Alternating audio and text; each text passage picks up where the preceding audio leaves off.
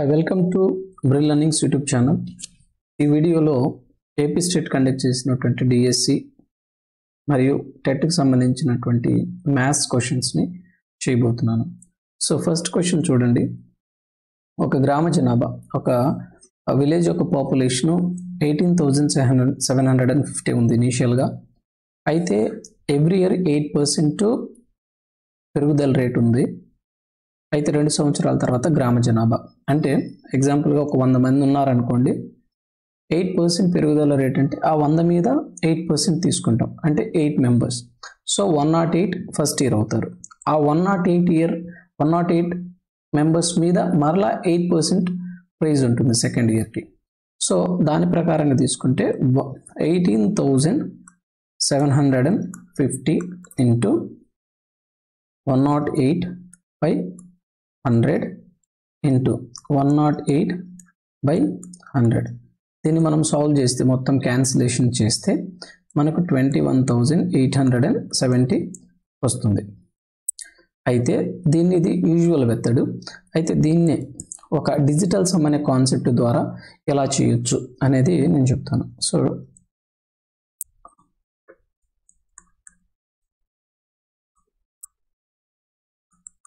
First time ఈ digital sum అనే concept మీకు అర్థమవుతుందో లేదో, బట్ దీన్ని కామెంట్ సెక్షన్లో ఫుల్ వీడియో కావాలంటే కామెంట్ సెక్షన్లో పెట్టండి, తప్పకుండా వీడియో చేస్తాను.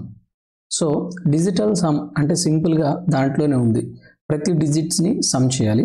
ఆ టోటల్ వచ్చిన వాల్యూని 9తో డివిజన్ చేయాలి. 9తో పర్ఫెక్ట్గా 9 యొక్క మల్టిపుల్ వస్తే దాని యొక్క టోటల్ డిజిటల్ సమ్ 0 కిందకి ట్రీట్ చేయాలి. ఒకవేళ 9తో పోకుండా ఏదైనా రిమైండర్ మిగిలితే అది ఆ యొక్క టోటల్ డిజిటల్ సమ్ అని మనం ట్రీట్ చేయాలి రిమైండర్ని. సో ఫస్ట్ 2 ఆప్షన్ చూస్తే మనం ఈ క్వశ్చన్లో ఇనీషియల్గానే మనకు 18,750 ఉంటే ఫైనల్గా ఆయన 2 సంవత్సరాల తరువాత గ్రామ జనాభా ఎంత అన్నారు అంటే ఈ 18,750 మీద ఇంకా ఎక్కువ ఉండాలి కానీ ఆన్సర్ తక్కువ ఉండదు. కాబట్టి ఫస్ట్ 2 ఆప్షన్స్ని మనం ఎలిమినేట్ చేయొచ్చు స్ట్రైట్ అవే. ఇప్పుడు థర్డ్, ఫోర్త్ ఆప్షన్లోనే ఉంది కాబట్టి సో ఫస్ట్ థర్డ్ ఆప్షన్ తీసుకోండి. థర్డ్ ఆప్షన్లో డిజిటల్ సమ్ తీసుకోండి 21,870 అంటే మనకి సింగిల్ డిజిట్ వచ్చేంత వరకు డిజిటల్ సమ్ చేస్తాను ఉండాలి. 2 1 3 3 8 11 11 7 18 అంటే మరలా 1 8 9 వచ్చేసిందంటే 0, దాని యొక్క డిజిటల్ సమ్ 0. 9 వస్తే 9తో పోతుంది కాబట్టి రిమైండర్ 0. ఫోర్త్ ఆప్షన్ తీసుకోండి 21680, దీని యొక్క డిజిటల్ సమ్ 21369 9 ఒక 8 17 అంటే 178. సో దీని యొక్క డిజిటల్ సమ్ 8, 9తో పోదు కాబట్టి రిమైండర్ అదే. సో ఇప్పుడు మనము ఏదైతే 18,750 ఇంటూ 108/100 ఇంటూ 108/100, ఇప్పుడు దీన్ని మనం క్యాన్సిలేషన్స్ ఏం చేయకుండానే డిజిటల్ సమ్ కాన్సెప్ట్ కనుక తెలిస్తే ఈజీగా సాల్వ్ చేయొచ్చు.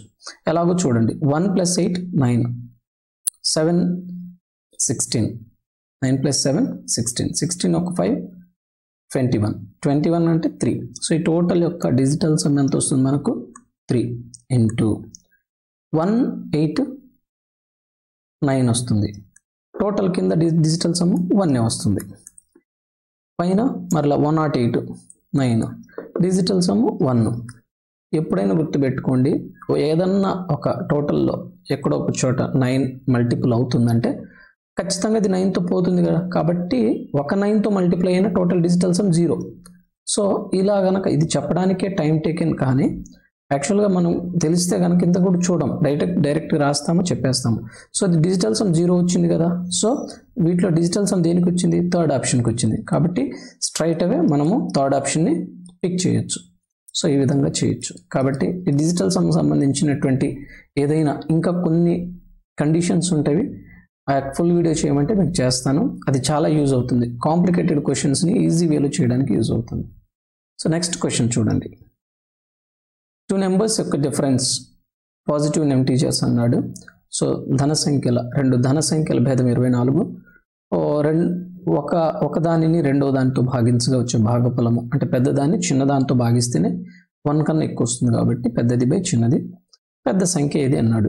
సో రెండు ఈక్వేషన్లు ఉన్నాయి, రెండు అన్నోన్స్ ఉన్నాయి మనకు తెలియనివి. కాబట్టి first X minus Y equal to ఎంత అన్నాడు 24. దీంట్లోనే X by Y equal to ఎంత అన్నాడు 1.5. ఇప్పుడు దీని నుంచి సెకండ్ ఈక్వేషన్ నుంచి X equal to Y into 1.5. So X ప్లేస్లో ఇది సబ్స్టిట్యూట్ చేస్తాం మనము. సో ఇది ట్రెడిషనల్ అప్రోచ్ అనమాట. 1.5 టైమ్స్ ఆఫ్ వై అంటే ఇది X minus Y equal to 24. So 0.5 times Y equal to 24.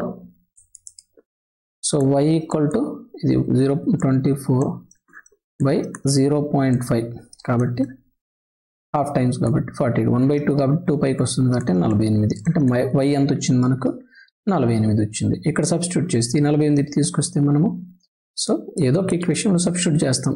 X minus 48 ఇటుపక్క 24 డిఫరెన్స్.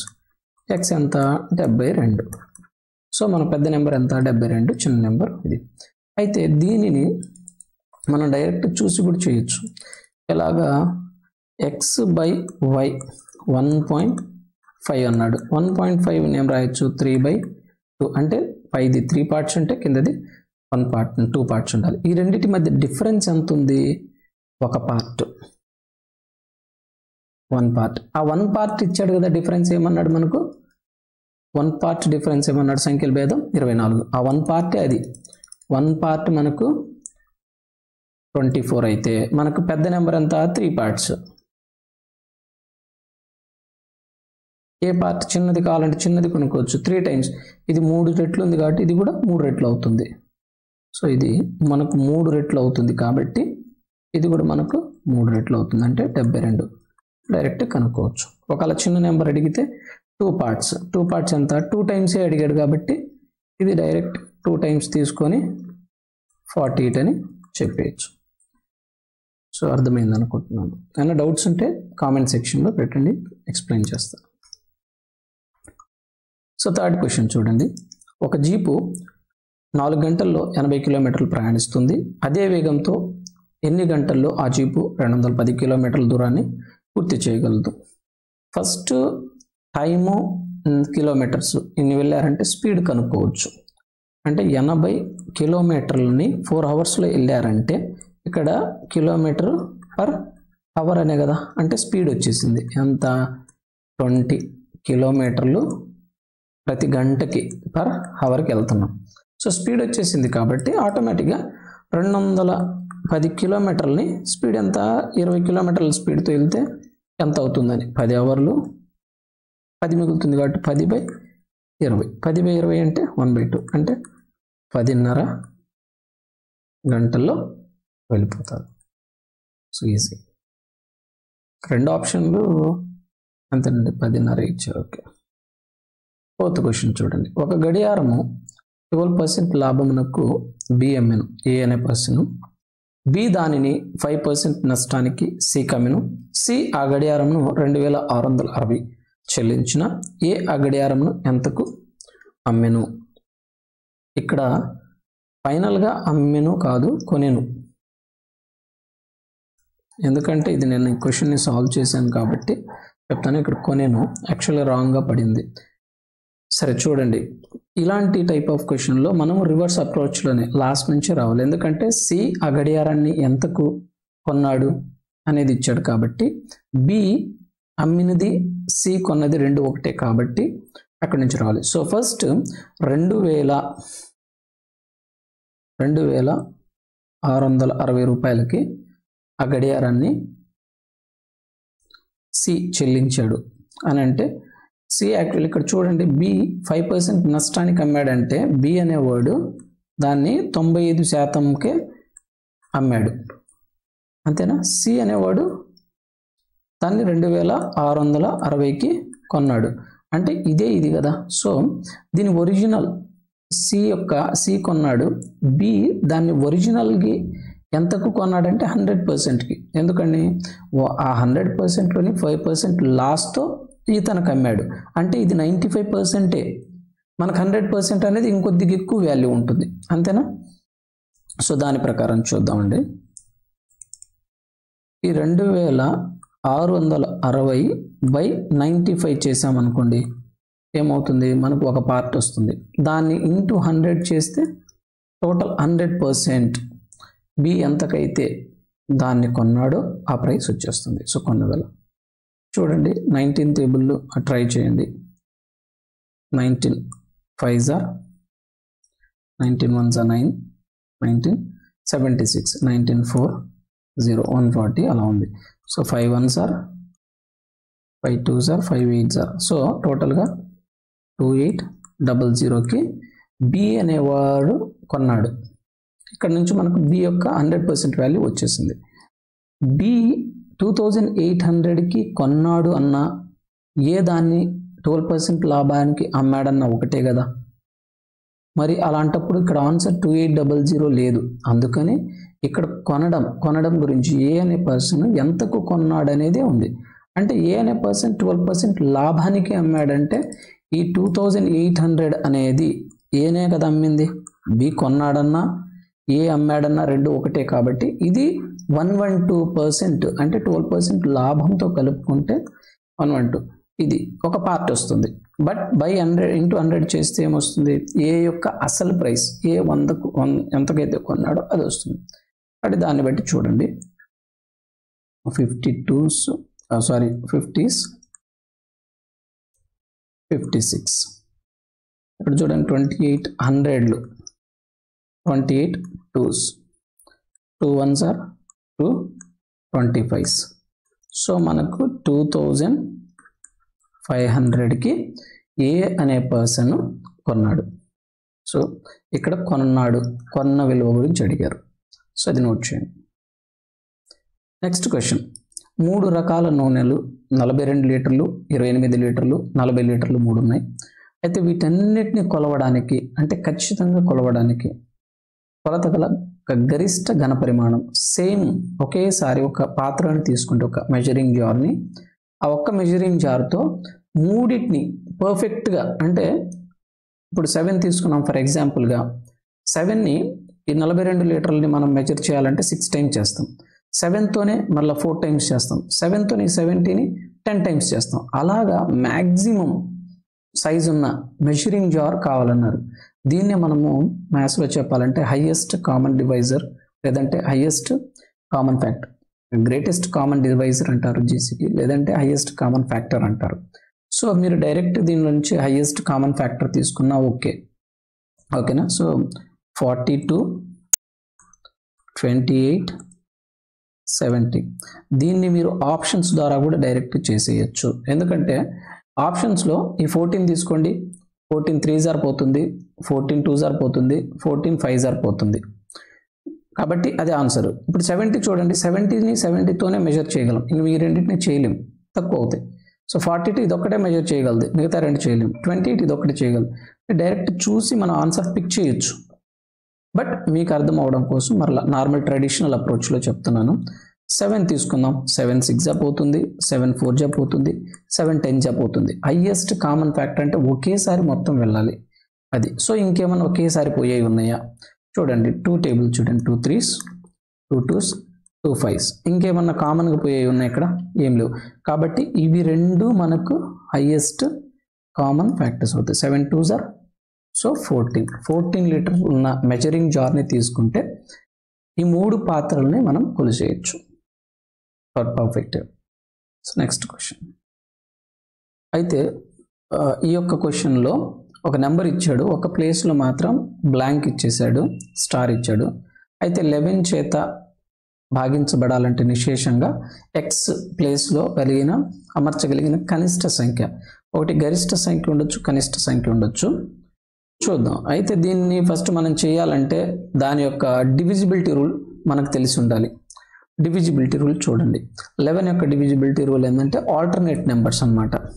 ఫస్ట్ 9 7 2 1 5, ఇక్కడ స్టార్ ఇచ్చాడు 6.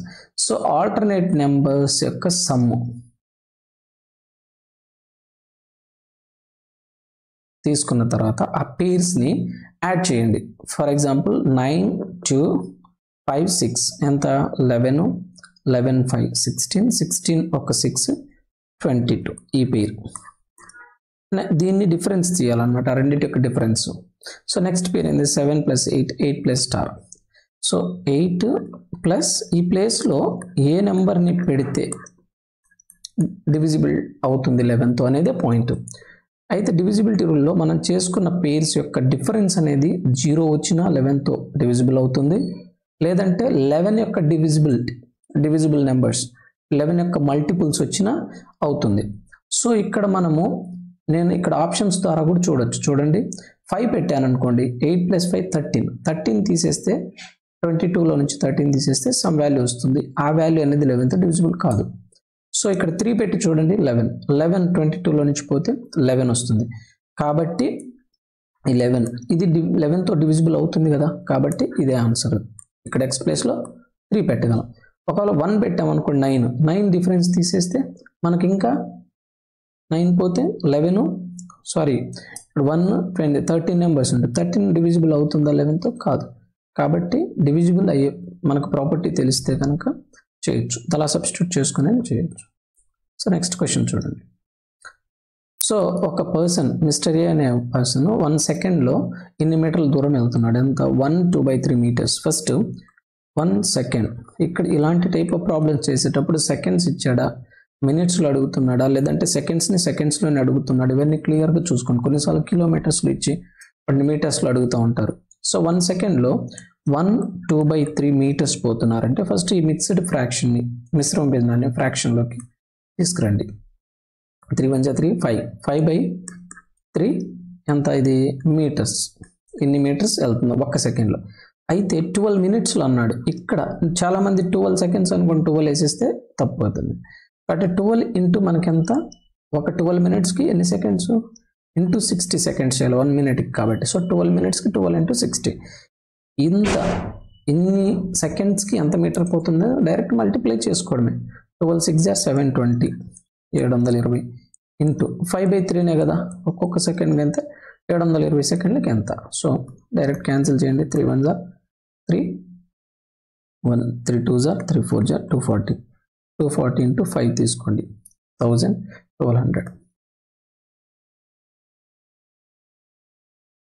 1200 మీటర్స్. సో ఈ విధంగా సాల్వ్ చేయొచ్చు. నెక్స్ట్ క్వశ్చన్ చూడండి. సో 10 మీటర్ల పొడవు 8 మీటర్ల వెడల్పు గల స్థలంలో 5 మొక్కల పాదులు ఉన్నాయి. అయితే మొక్కల పాదులన్నీ 2 మీటర్ల భుజం గల చతురస్రాలైన మిగిలిన ప్రదేశం యొక్క వైశాల్యం అన్నాడు. సో ఫస్ట్ 10 మీటర్స్ పొడవు వేయండి అండ్ 8 మీటర్స్ వెడల్పు, కొద్ది తక్కువ 10. సో ఇంత వైశాల్యంతో ఉన్నటువంటి ఒక ప్రదేశం ఉంది. దీంట్లో 2 సైడ్ కలిగినటువంటి 2 ఇటు 2 చతురస్రం అన్నాడు. కాబట్టి ఇలాంటి ఎన్ని ఉన్నాయన్నారు, మొత్తం భుజము గల మొక్కలన్నీ చతురస్రాలు 5 మొక్కలు ఉన్నాయి. సో ఎక్కడెక్కడో ర్యాండమ్గా తీసుకోండి, టోటల్గా 5 ఉన్నాయి. వీటి యొక్క పాదులు కాబట్టి రిమైనింగ్ ప్లేస్ వరకు చూడమన్నాడు. కాబట్టి ఒకదాని యొక్క ఏరియాని యొక్క వైశాల్యాన్ని మనం కనుక్కుంటే ఆటోమేటిక్గా అన్ని సేమ్ పాదులు కాబట్టి అది ఎక్స్క్లూడ్ చేస్తే సరిపోతుంది. ఫస్ట్ది దీర్ఘ చతురస్రం. పొడవు వెడల్పు యొక్క వైశాల్యం ఎంత 10 × 8 80 ఈ మీటర్లలో ఇచ్చాడు కాబట్టి మీటర్ స్క్వేర్. ఇది టోటల్ వైశాల్యం. దీంట్లో నుంచి పాదులు తీసేయాలి కాబట్టి ఒక్కొక్క దానిది చతురస్రం యొక్క వైశాల్యం ఎంత 2 × 2 4 ఒకదానిది. మనకు మొత్తం ఎన్ని ఉన్నాయి 4 × 5 ఉన్నాయి కాబట్టి 20 మీటర్ స్క్వేర్లు తీసేయాలి, అంతేనా.